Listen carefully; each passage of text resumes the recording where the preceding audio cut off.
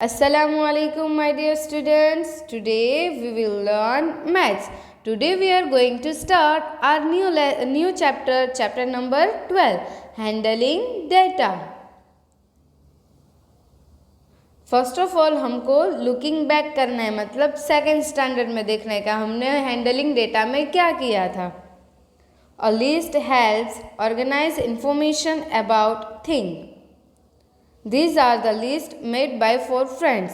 नीचे हमको लिस्ट दी है 4 फ्रेंड्स ने, उसके ऊपर से हमको हैंडलिंग करना है. Sarbani, Friday Saturday Sunday. Friday 1 hour, Saturday 2 hours and Sunday 3 hours. Shashi, Friday 0 hours, Saturday 1 hour, Sunday 2 hours. Hardeep, Friday 1 hour, Saturday 1 hour, Sunday 1 hour. Daniel, Friday 1 hour, Saturday 2 hours, Sunday 2 hours. Mrs. Kaur combined all the information into one list with many columns to show the information. Mrs Kaur है, उन्होंने चारों की information एक ही table में combine कर दी है. देखते हैं कैसे. सुरभानी, शाशी, हरदीप एंड डैनियल, इन तीनों का नाम इधर लिखा. फिर उनको डे कौन से है? फ्राइडे सैटरडे एंड संडे, तीनों के कॉमन डेज है तो ये ऊपर आए गए. फिर सुरभानी ने जितने आवर्स बिताए वो लिखने के हैं, फिर शाशी ने, फिर हरदीप ने और फिर डैनियल ने. फिर उनके जो आवर्स है उनका टोटल करना है. टीओ मतलब टोटल. तो 1 + 2 3, 3 + 3 6 आवर्स. फिर 0 + 1 1, 1 + 2 3 आवर्स. फिर 1 + 1 2, 2 + 1 3 आवर्स. फिर 1 + 2 3, 3 + 2 5 आवर्स. अभी हमने ये टोटल किया. अभी हमको क्वेश्चन दिए होंगे, उनके हमको आंसर देने हैं. हु रीड द मोस्ट, किसने सबसे ज़्यादा रीड किया है? तो सबसे ज़्यादा किसका है? 6 आवर्स, मतलब Sarbhani. Who read for 5 hours in all, 5 hours किसने रीडिंग किया है? डैनियल ने. Who did not on Friday, किसने फ्राइडे को रीड नहीं किया? तो शाशी ने. ए, पिक्टोग्राफ किसको बोलते हैं वो आज हम देखेंगे. ये पिक्टोग्राफ है, वो हमारा न्यू टॉपिक है. जो ये पहले वाला जो इन्फॉर्मेशन वाला जो टेबल हमको दिया था वो हमने सेकेंड स्टैंडर्ड में पढ़ लिया है. अभी ये न्यू है. Attention here. This is a list of the number of people who went on the walk. We can show the same information in an interesting way with pictograph. हमको यहाँ पे जो पीपल वॉक पर गए उनके numbers दिए हैं, पर ये इन्फॉर्मेशन हम पिक्टोग्राफ से इंटरेस्टिंग बनाएंगे. Girls 12, boys 9 and teachers 3. Pictograph कैसे बनाते हैं? A pictograph uses pictures or symbols to show numbers and represent information. जो नंबर और इन्फॉर्मेशन को रिप्रेजेंट करने के लिए पिक्टोग्राफ का यूज़ होता है. People at the nature walk. की ईच 1 स्माइली 1 पर्सन, एक पर्सन का 1 स्माइली है. तो गर्ल्स कितनी थी? 12, तो ये 12 स्माइली होगी. 1 2 3 4 5 6 7 8 9 10 11 एंड 12 है. बॉयज़ कितने थे? 9, तो ये 9 स्माइली होगी. 1 2 3 4 5 6 7 8 9. और टीचर्स कितने थे? 3, तो 3 स्माइली होगी. 1 2 एंड 3. आपको समझ में आया? हम जो पहले करते थे उसमें नंबर्स लिखते थे, पर ये पिक्टोग्राफी में हमको पिक डालने हैं, मतलब कोई पिक्चर डालना है, कोई सिंबल डालना है। Understood? How many people went on the walk? कितने पीपल वॉक पर गए? तो 12 + 9 21, 21 + 3 24, तो कितने पीपल गए? 24। How many girls went on walk? कितनी गर्ल्स गई? तो 12 गर्ल्स गई थी वॉक पे। ऐसे हमको पिक्टोग्राफ बनाना है और उसके ऊपर से हमको आंसर्स देने हैं। Now exercise 12A, page number 198। Question number 1. This is a list of the different ways the 4 friends spent their time on their train journeys during the vacations. ये वेकेशन के दरमियान 4 फ्रेंड्स थे, वो ट्रेन से कहीं बाहर गए, तो वो अपने ट्रेन की जो जर्नी है उसके बारे में इंफॉर्मेशन उन्होंने लिखी है, तो वो हमको टेबल बनाना है। कौन 4 फ्रेंड थे? गुड्डू, बिट्टू, अप्पू और दीनू। उन्होंने क्या क्या किया?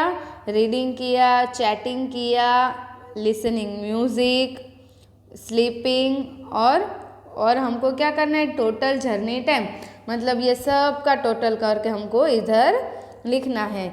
गुड्डू ने रीडिंग में कितना टाइम लिया?